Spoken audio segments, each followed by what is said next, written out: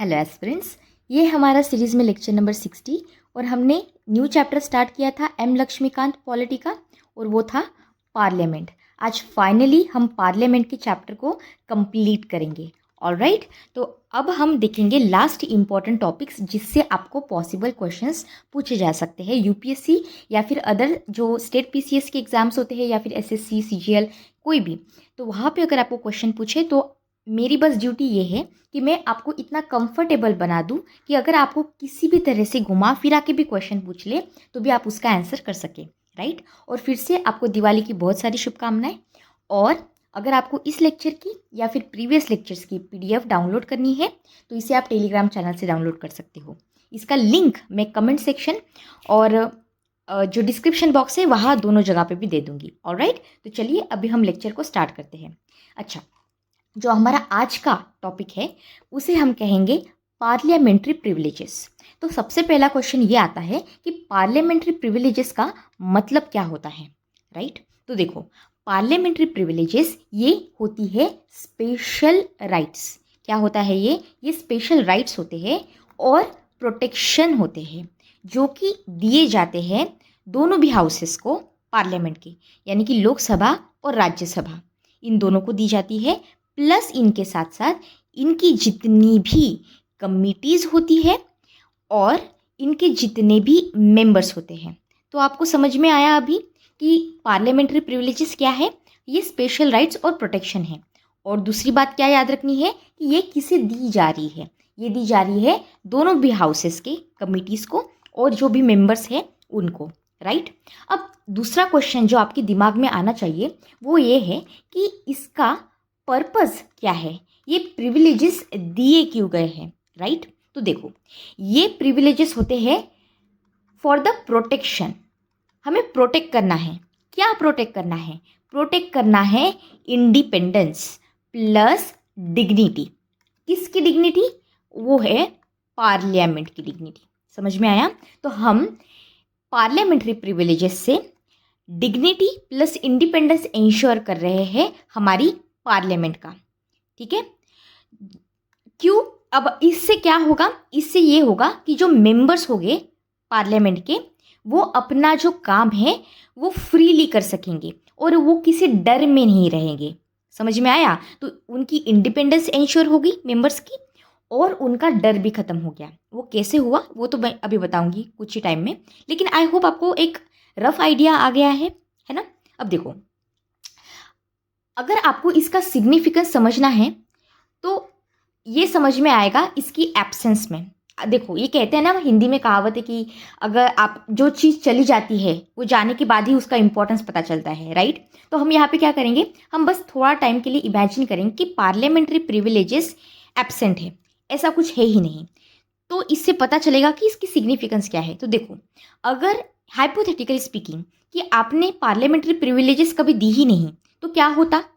अगर parliamentary privileges ना होती तो क्या होता? तो पार्लियामेंट हमारा अच्छे से फंक्शन नहीं कर पाता, इफेक्टिवली फंक्शन नहीं कर पाता। इनके जो मेंबर्स होते हैं पार्लियामेंट के, उनको प्रोटेक्शन नहीं मिलता।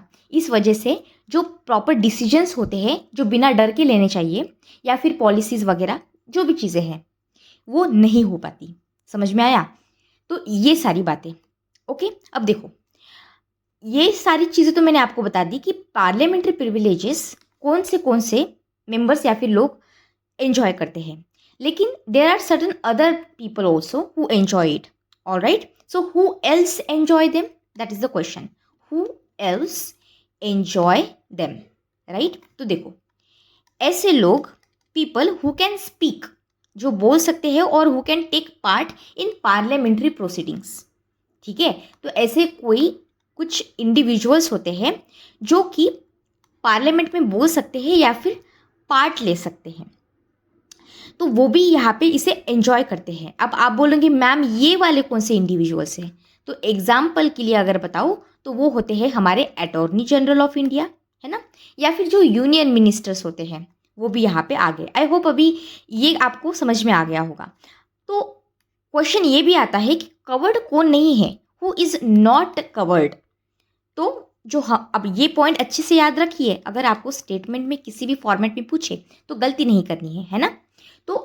कौन यहाँ पे कवर नहीं हो रहा है, तो ये है हमारे ऑनरेबल प्रेसिडेंट ऑफ इंडिया। ठीक है, हमारे जो प्रेसिडेंट होते हैं ये पार्लियामेंट के पार्ट होती है, राइट। आपको पता है, हमने ये प्रीवियस लेक्चर में भी प्रेसिडेंट के चैप्टर में देखा था कि जो हमारे प्रेसिडेंट है ये पार्लियामेंट का पार्ट है, लेकिन शी और he does not enjoy parliamentary privileges. ये एक ऐसा फैक्ट है जिसमें आप गलती कर सकते हो। आप अगर लॉजिक लगाओ कि अरे हमारे जो प्रेसिडेंट होते हैं वो तो पार्लियामेंट का पार्ट है, तो फिर पार्लियामेंट्री प्रिविलेजेस तो इनके पास होगी ही ना, नहीं होती है, नहीं होती है। समझ में आया? ठीक है, अब देखो हमें देखना है कि क्लासिफिकेशन कैसे कर रहे हैं हम प्रिविलेजेस का। वैसे तो 2 टाइप, अगर मैं यहाँ पे प्रिविलेजेस लिखूँ तो इसके होते हैं 2 टाइप्स। ध्यान से सुनिए, बहुत सिंपल है समझना। ओके, जो पहला टाइप होता है उसे हम कहते हैं कलेक्टिव प्रिविलेजेस, और जो दूसरा टाइप होता है उसे हम कहते हैं इंडिविजुअल प्रिविलेजेस। जो कलेक्टिव प्रिविलेजेस हैं ये एंजॉय किए जाते हैं each house by each house, ठीक है, एज अ होल। तो यहाँ पे Rajya Sabha plus Lok Sabha as a whole यहाँ पे आ जाएगा। जब मैं इंडिविजुअल प्रिविलेजेस की बात करती हूँ तो ये एंजॉय किए जाते हैं ईच मेंबर। तो इंडिविजुअल, इंग्लिश वर्ड पे जाइए आप, इसका ही ब्रेक डाउन कीजिए। तो यहाँ पे जितने भी इंडिविजुअल्स हैं ये इंडिविजुअल मेंबर पर्सनली इसे एंजॉय करते हैं। ओके, तो अगर मैं थोड़ा डिटेल में आपको समझाऊं कि इसका मतलब क्या है तो ये समझते हैं। ऑलराइट, देखो अगर मैं कलेक्टिव प्रिविलेजेस की बात करूं जो दोनों भी हाउसेस को दिए गए हैं, लोकसभा और राज्यसभा को, तो सबसे पहला जो चीज़ है वो है राइट टू पब्लिश प्रोसीडिंग्स। क्या होता है उसमें आता है राइट टू पब्लिश। क्या पब्लिश कर रहे हैं आप? प्रोसीडिंग्स को। जैसे कि यहाँ पे हमारी जो पार्लियामेंट है ये पब्लिश कर सकती है इनकी रिपोर्ट्स, या फिर ये आपको पता है हाउस में डिबेट होती है तो डिबेट को भी यहाँ पे इंक्लूड किया गया है, और बाकी की जो प्रोसीडिंग्स होती है वो भी यहाँ पे इंक्लूड होती है। दूसरी चीज़ क्या है? It can also stop others from publishing them. ये इंपॉर्टेंट पॉइंट है, अगर पेपर में स्टेटमेंट के फॉर्मेट में आए तो गलत नहीं करना है। क्या बोला मैंने? फिर से रिपीट करती हूँ कि इट कैन ऑल्सो स्टॉप। क्या स्टॉप कर सकते हैं? अदर्स, बाकी के अगर कोई पब्लिश कर रहे हैं तो इनको पब्लिश करने से रोका भी यहाँ पे जा सकता है। इसके बाद 44th अमेंडमेंट आपको पता है, हमने याद किया था इसे 4+4 करके 8 किया था हमने, 1978 ऐसे ईयर इसका याद किया था हमने। तो 44th अमेंडमेंट एक्ट के अकॉर्डिंग जो प्रेस होती है they can freely publish true reports. ठीक है, ऐसा नहीं है कि गलत रिपोर्ट पब्लिश कर दे। ट्रू रिपोर्ट्स जो होती है तो हमारी प्रेस है ना ये इसे पब्लिश कर सकती है फ्रीली। ठीक है, ऑफ प्रोसीडिंग्स, इसमें क्या क्या रिपोर्ट में क्या क्या आएगा? तो जो प्रोसीडिंग्स होती है विदाउट, अच्छा ये जो प्रोसीडिंग्स है ना जो ये पब्लिश कर रहे हैं तो यहाँ पे किसी की परमिशन लेने की ज़रूरत नहीं होती है। तो विदाउट परमिशन, एक्सेप्ट यहाँ पे कभी कभी क्या होता है सीक्रेट सेटिंग होती है, तो सीक्रेट सेटिंग को अगर हम छोड़ दें तो बाकी की चीज़ें हमारी प्रेस यहाँ पे पब्लिश कर सकती है। और ये सारी चीज़ें, ये ट्रू रिपोर्ट्स पब्लिश करने के लिए उनको किसी भी तरह से परमिशन की ज़रूरत नहीं होती है। राइट, अब देखो यहाँ पे इनके पास और एक राइट होता है जिसे हम कहते हैं राइट टू एक्सक्लूड। ठीक है, मतलब इंक्लूड ना करना, किसे? Exclude the strangers. ओके, अगर स्ट्रेंजर्स है यहाँ पे इनको एक्सक्लूड किया जा सकता है, यानी कि ये सीक्रेट मीटिंग्स को, अगर सीक्रेट मीटिंग लेट से ज़रूरत है तो इसे हम ले सकते हैं। ठीक है, तो सीक्रेट मीटिंग हो सकती है। इसके साथ साथ जो थर्ड चीज़ आती है वो ये है right to make its own rules. अपने खुद के रूल्स बनाने का अधिकार इनके पास होता है। दोनों भी हाउसेस, लोकसभा इसके साथ साथ राज्यसभा, डिसाइड कर सकते हैं कि उनकी खुद की प्रोसीडिंग्स, जो प्रोसीजर होती है पार्लियामेंट में वो क्या होगी, इनका कंडक्ट कैसे होगा, कंडक्ट ऑफ बिजनेस ये कैसे रहेगा, ये भी। इसके साथ साथ जो 4th चीज़ है वो ये है कि इनके पास अधिकार होता है, राइट होता है पनिश करने का फॉर ब्रीच और कंटेम्प्ट। ठीक है, अगर किसी ने कंटेम्प्ट किया है, अगर किसी ने रूल्स को ब्रीच किया है तो इनको पनिश किया जा सकता है। फॉर एग्जाम्पल देके समझाती हूँ तो अच्छे से समझ में आएगा। लेट्स से कि कोई मेंबर है किसी भी हाउस का, या फिर आउटसाइडर भी हो सकता है, यहाँ पे मेंबर भी हो सकता है। और ये लेट्स से यहाँ पे ये जो मिनिस्टर है या फिर आउटसाइडर है, इन्होंने डिसरिस्पेक्ट दिखाया है या फिर वायोलेशन दिखाया है, तो क्या होगा, इनको इम्प्रिजनमेंट भी हो सकती है, इनका सस्पेंशन हो सकता है, एक्सपल्शन हो सकता है। अच्छा, ये बात याद रखना आप, सस्पेंशन या फिर एक्सपल्शन जो होता है ये सिर्फ और सिर्फ मेंबर्स के लिए होता है। So it is for the members. इसके साथ साथ इम्प्रिजनमेंट वगैरह, रेप्रिमांड भी इनको किया जा सकता है। तो ये सारी चीज़ें यहाँ पे होती हैं। अब देखो, जो 5th चीज़ है आपको याद रखनी है, इनके पास राइट होता है to be informed. Okay, to be informed of the members arrest और रिलीज। अगर कोई मेंबर है, इनका अरेस्ट हुआ है या फिर इनको छोड़ा है, इसके रिलेटेड जो इन्फॉर्मेशन है वो इन्फॉर्मेशन इनको मिले, ये इनका अधिकार होता है। इसके साथ साथ इनके पास अधिकार होता है कि ये इंक्वायरी कर सके। ठीक है, तो इंक्वायरी का अधिकार है इनको। ये विटनेसेस को बुला सकते हैं, ये डिमांड कर सकते हैं पेपर्स की, रिकॉर्ड्स की इन्वेस्टिगेशन करने के लिए। इसके साथ साथ, अच्छा ये बहुत इंपॉर्टेंट पॉइंट है, आपको अगर पूछे तो गलत नहीं करना है। 7th पॉइंट यहाँ पे ये होता है कि कोर्ट हमारे जो होते हैं ना, ये यहाँ पे इंटरफेयर नहीं कर सकते हैं। कोर्ट का इंटरफेरेंस यहाँ पे प्रोहिबिट होता है। कोर्ट क्वेश्चन भी नहीं कर सकते, इन्वेस्टिगेट भी नहीं कर सकते हैं। जो भी होता है वो पार्लियामेंट के अंदर ही होता है, या फिर उनकी जो पार्लियामेंट की कमिटीज़ होती है, उन कमिटीज़ के अंडर ही सारी चीज़ें होती है। ओके, और जो 8th नंबर की चीज़ है वो ये है कि इनके पास फ्रीडम होता है from arrest inside the house, यानी कि no one can be arrested and no legal notice can be served inside the parliament, inside parliament के अंदर, without permission of the presiding officer. अगर ये चीज़ें आपको करनी है तो जो हमारे प्रिसाइडिंग ऑफिसर होते हैं, प्रिसाइडिंग ऑफिसर कौन होते हैं, कमेंट सेक्शन में बताइए मुझे। प्रिसाइडिंग ऑफिसर की परमिशन के साथ होगा। ओके, अब ये आपने देखा सारी चीज़ें, ये किसके अंडर आई थी, ये आई थी कलेक्टिव प्रिविलेजेस के अंडर। तो हमने क्या देखा, हमने देखा कलेक्टिव प्रिविलेजेस। अब हमें क्या देखना है, अब हमें देखना है कि इंडिविजुअल प्रिविलेजेस क्या होता है। पहले हमने इसका मीनिंग देखा था, अब हम क्या देख रहे हैं, अब हम देख रहे हैं कि इसके अंडर डिटेल्स में क्या दिया गया है। तो देखो, जब मैं इंडिविजुअल प्रिविलेजेस की बात करती हूँ तब सबसे पहला बात यह है कि इनको फ्रीडम है फ्रॉम अरेस्ट। ठीक है, फ्रीडम फ्रॉम अरेस्ट, यानी कि ये कि जो मेंबर होते हैं they can not be arrested during the session. Parliament का सेशन चल रहा है, तब ये मेंबर है पार्लियामेंट के, तो इनका अरेस्ट नहीं होगा। इसके साथ साथ 40 डेज बिफोर स्टार्ट और 40 days after the end of the session. तो ये 40 का नंबर याद रखो, अगर स्टेटमेंट में पूछे तो गलत नहीं होना चाहिए। तो लेट्स से कि यहाँ पे लेट्स से स्टार्टिंग हो रही है, तो अगर यहाँ पे स्टार्ट हो रहा है तो 40 डेज बिफोर दिस स्टार्ट और 40 days after the session and. Let's say यहाँ पे सेशन एंड हो गया तो इसके 40 दिनों के बाद, तो ये एक रिक्वायरमेंट याद रखिए आप। इसके साथ साथ it applies only to the civil cases. तो क्रिमिनल केसेस यहाँ पे नहीं इंक्लूड किए गए हैं, सिविल केसेस को यहाँ पे रखा गया है। तो या फिर सिविल क्रिमिनल बोलिए या फिर आप प्रिवेंटिव डिटेंशन को भी यहाँ पे इंक्लूड कर सकते हो। Freedom of speech in parliament individual privileges में कैसी होती है फ्रीडम ऑफ स्पीच। तो देखो, यहाँ पे जो मेंबर्स है, लेट्स से यहाँ पे मैंने एक मेंबर ले लिया, तो ये मेंबर बात कर सकते हैं फ्रीली पार्लियामेंट के अंदर।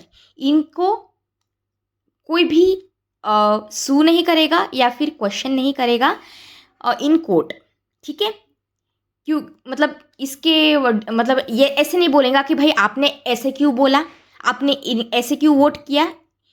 इसके ऊपर इनको कोई क्वेश्चन नहीं करेगा या फिर सू नहीं करेगा इन द कोर्ट। इसके साथ साथ जो मेंबर्स होते हैं ये फॉलो करेंगे रूल्स और कॉन्स्टिट्यूशनल लिमिट्स को। ओके, तो ये चीज़ें करना बहुत ज़रूरी है। इसके साथ साथ एग्जेम्पशन होता है यहाँ पे फ्रॉम द जूरी सर्विस। इसका मतलब क्या हुआ कि they don't have to appear as a witnesses. Okay, so अगर यहाँ पे ये मेंबर है तो इट्स नॉट नेसेसरी कि ये अपीयर हो एज अ विटनेस या फिर evidence they in the court when parliament is in session. तो पार्लियामेंट का सेशन में होना ज़रूरी है। अगर पार्लियामेंट सेशन में है तो मेंबर यहाँ पे witness as a witness appear नहीं होंगे, नेसेसरी नहीं है, या फिर एविडेंस नहीं देंगे इन कोर्ट।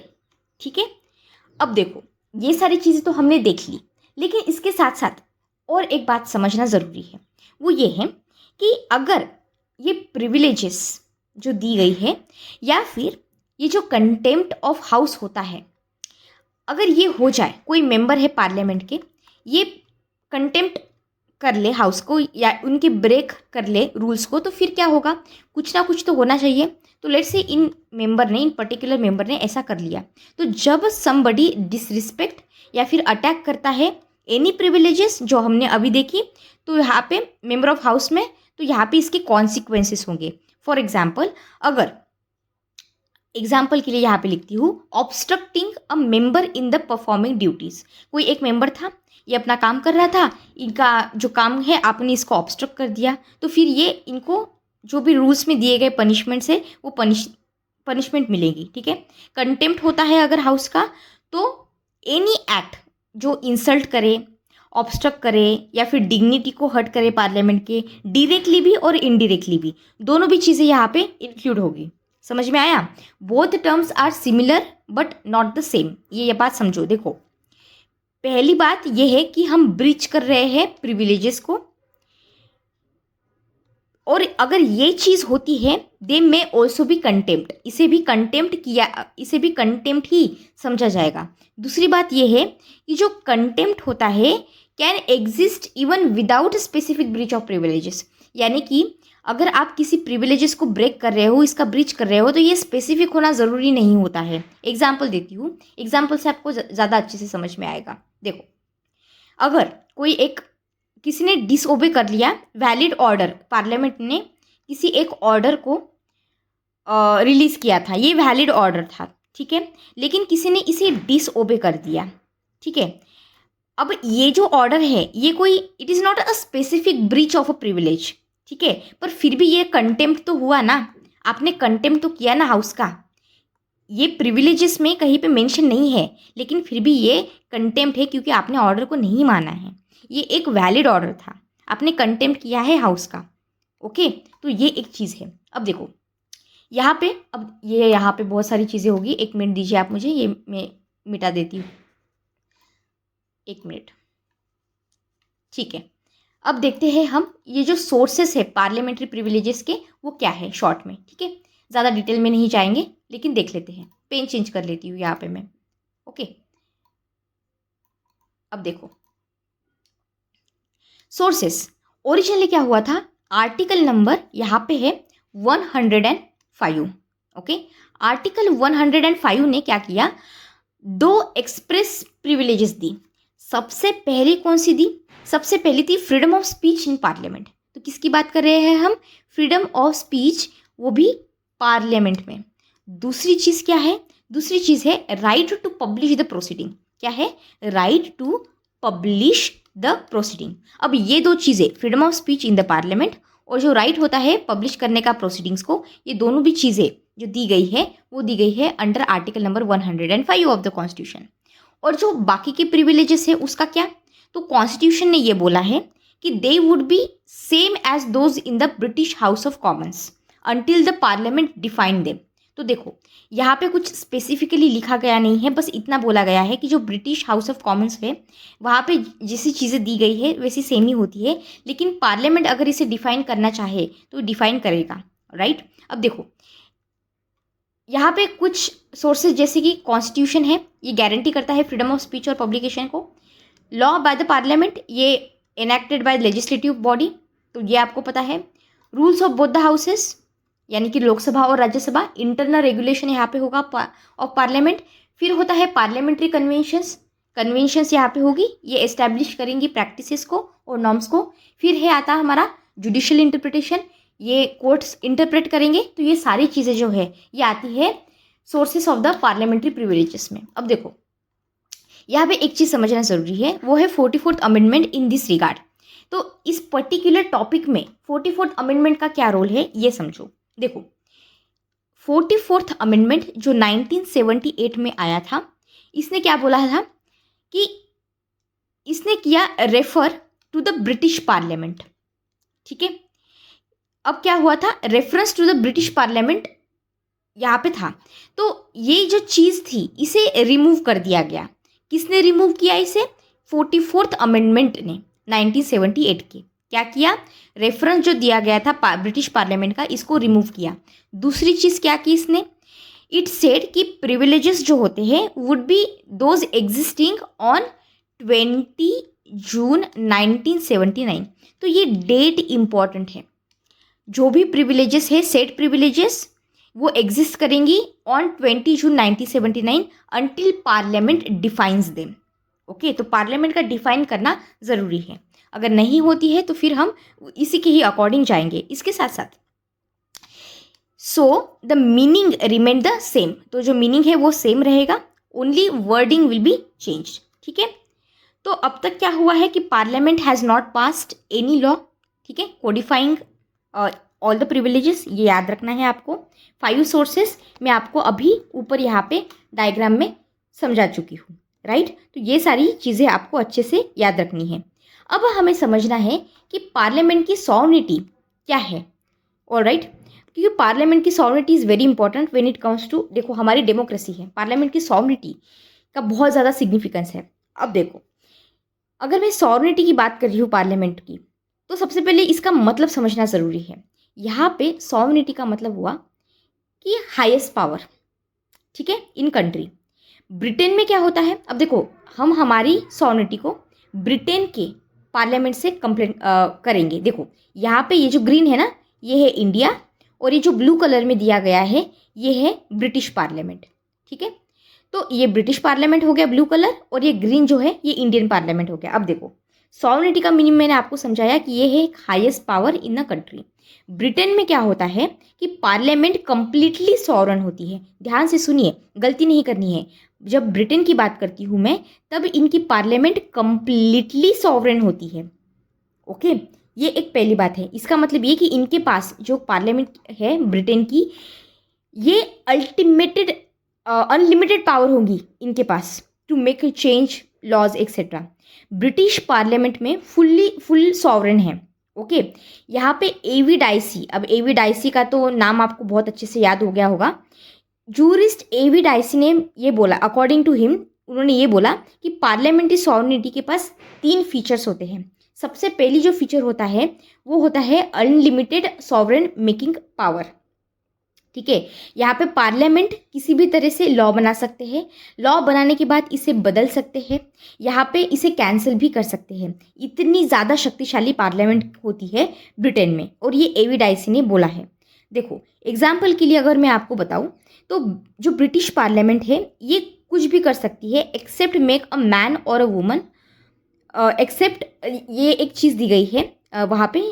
एक एग्जाम्पल के लिए बता रही हूँ कि the British parliament can do everything except make a man a woman और अ वुमन अ मैन।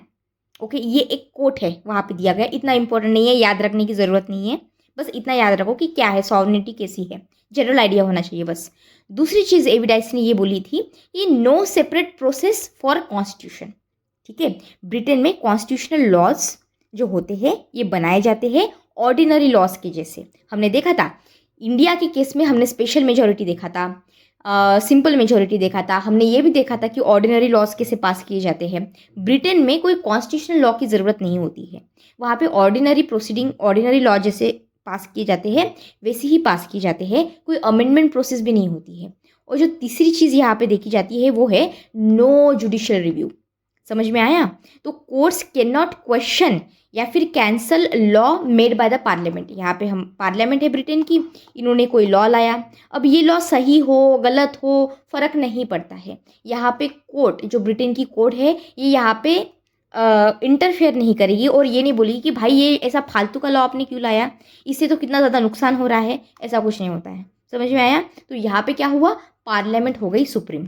अब इंडिया की पार्लियामेंट की बात करते हैं। इंडिया का पार्लियामेंट का क्या है, हमारी पार्लियामेंट के पास जो भी कुछ राइट्स वगैरह जो भी चीज़ें करती है वो डिराइव करती है कॉन्स्टिट्यूशन से। तो हमारा constitution, law of the land जो है ये सुप्रीम है, हमारी पार्लियामेंट सुप्रीम नहीं है यहाँ पे। ये सॉवरेन है। मैं ये नहीं बोल रही हूँ कि हमारी इंडिया की पार्लियामेंट सॉवरेन नहीं है, वो है सॉवरेन, लेकिन ये फुल्ली सॉवरेन नहीं है। तो यहाँ पे कीवर्ड क्या हुआ कि it is not a fully sovereign body. India की पार्लियामेंट पावरफुल है लेकिन लिमिटेड है। There are legal restrictions, reasonable restrictions on the power due to the constitution. तो हमारा कॉन्स्टिट्यूशन हुआ सुप्रीम यहाँ पे।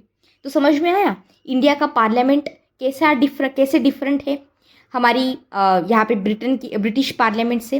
ओके, अब देखो हमने देखा था प्रीवियस लेक्चर्स में भी कि जो कॉन्स्टिट्यूशन है ये रिटन कॉन्स्टिट्यूशन है, लिखा हुआ है हमारा कॉन्स्टिट्यूशन। तो इंडिया हैज़ रिटन कॉन्स्टिट्यूशन। अब ये डिफाइन करता है कि पावर क्या होगी सारे की जितने भी ऑर्गन्स है उनकी। अब ऑर्गन्स हमने देखे थे, यहाँ पे होता है लेजिस्लेचर, फिर होता है हमारा एग्जीक्यूटिव, यहाँ पे आता है जुडिशरी। अब ये तीनों भी जो ऑर्गन्स है इनकी पावर डिफाइन करता है हमारा रिटन कॉन्स्टिट्यूशन। पार्लियामेंट जो होती है ये अपने दायरे में रह के काम करती है, वो ओवरराइड नहीं करती है कॉन्स्टिट्यूशन को, वो चेंज कर सकती है पार्लियामेंट को, पर वो सारी चेंज करने के लिए स्पेशल अमेंडमेंट प्रोसीजर को फॉलो करना पड़ता है। और कुछ केसेस में जो हाफ ऑफ द स्टेट्स होती है इनका एग्री करना भी ज़रूरी होता है, ये हमने देखा था। ब्रिटेन के पास कोई रिटन कॉन्स्टिट्यूशन नहीं है, तो ये so it's parliament faces no such a limit. ठीक है, अब देखो अगर फेडरल सिस्टम की बात करूँ मैं, अब ये तो कॉन्स्टिट्यूशनल बाउंड समझ में आया आपको। दूसरा है फेडरल डिवीजन ऑफ पावर। ये क्या है, फेडरल सिस्टम क्या है? इंडिया में डिवीजन है पावर का बिटवीन सेंटर और स्टेट, ये हमने देखा था। सेंटर और स्टेट की पावर से अपने अपने दायरे में रह के काम करते हैं। कैसे समझा था हमने इसको? पार्लियामेंट ने लिस्ट बनाई है, यूनियन लिस्ट है हमारे पास, जो सेंटर यहाँ पे इसके ऊपर लॉ बनाती है, फिर स्टेट लिस्ट है, तो स्टेट लिस्ट के ऊपर फिर कॉन्करेंट लिस्ट है ना, देखा था हमने। तो ये चीज़ें, इसके साथ साथ आपको ये पता होना चाहिए कि it can not make the laws on the state subjects. State subject की जो चीज़ें होती है उसके ऊपर स्टेट्स बनाती है, लेकिन अगर कोई स्पेशल केस आ जाए, जैसे कि हमने देखा था इमरजेंसी के टाइम में, तो बात अलग है। ब्रिटेन में क्या हो रहा है, ब्रिटेन में सारी चीज़ें एक साथ हैं, तो पावर जो है वो सेंटर में है ब्रिटेन के पास। इंडिया में ऐसा है क्या? नहीं है।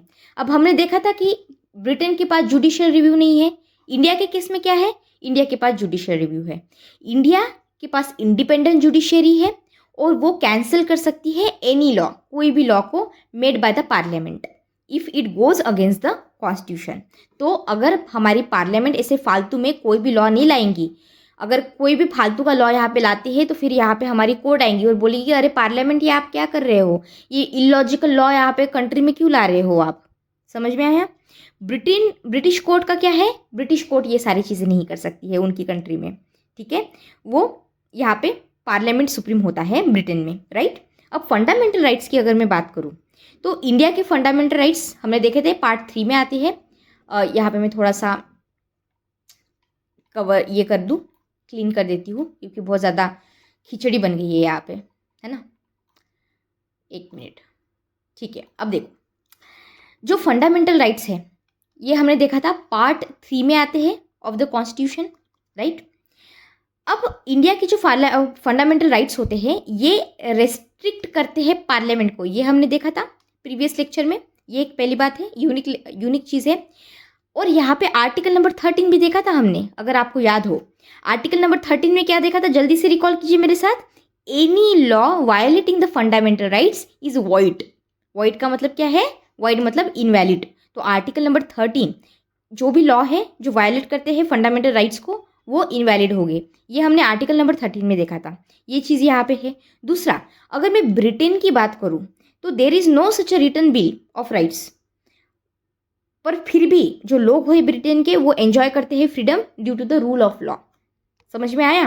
तो ये एक चीज़ है। अगर कंक्लूजन में आपको मैं बोलूँ, अगर सारी चीज़ एक लाइन में अगर बोलूँ तो Indian parliament is not sovereign like the British parliament. जो पावर है ये डिफाइंड है, लिमिटेड है, कंट्रोल्ड है। और कौन कर रहा है ये सारी चीज़ें इंडिया के केस में? हमारा कॉन्स्टिट्यूशन, जो कि है लॉ ऑफ द लैंड। अगर मैं यहाँ पे अगर मैं यूनाइटेड स्टेट्स ऑफ अमेरिका की बात करूँ तो इट इज़ मोर लाइक कि यूनाइटेड स्टेट्स ऑफ अमेरिका में सरकार जो है, जिसे हम कांग्रेस कहते हैं, ये भी लिमिटेड है, पता है, क्योंकि इनका कॉन्स्टिट्यूशन रिटन है, इनका भी फेडरल सिस्टम है, जुडिशियल रिव्यू यहाँ पे भी आता है, और यहाँ पे हमने यूएसए में देखा था बिल ऑफ राइट्स, तो यहाँ पे बिल ऑफ राइट्स है यूएसए में, तो हम कह सकते हैं ये भी थोड़ा सा रेस्ट्रिक्टेड है। ओके, इतना आपको समझ में आया? ठीक है, अब देखो हमने फाइनली पार्लियामेंट का चैप्टर कंप्लीट कर लिया है। अब बाकी के लेक्चर्स को भी हम जल्दी जल्दी फटाफट कंप्लीट करेंगे। ओके, तब तक आप अच्छे से पढ़ाई करते रहिए, बिल्कुल भी आपको स्ट्रेस नहीं लेना है। अगर आपको मेरा काम पसंद आता है तो please subscribe to the channel, आपके दोस्तों के साथ भी इसे शेयर कीजिए। आप इसे लाइक भी कर सकते हैं अगर आपको मेरा काम पसंद आता है तो। Thank you so much, God bless you all.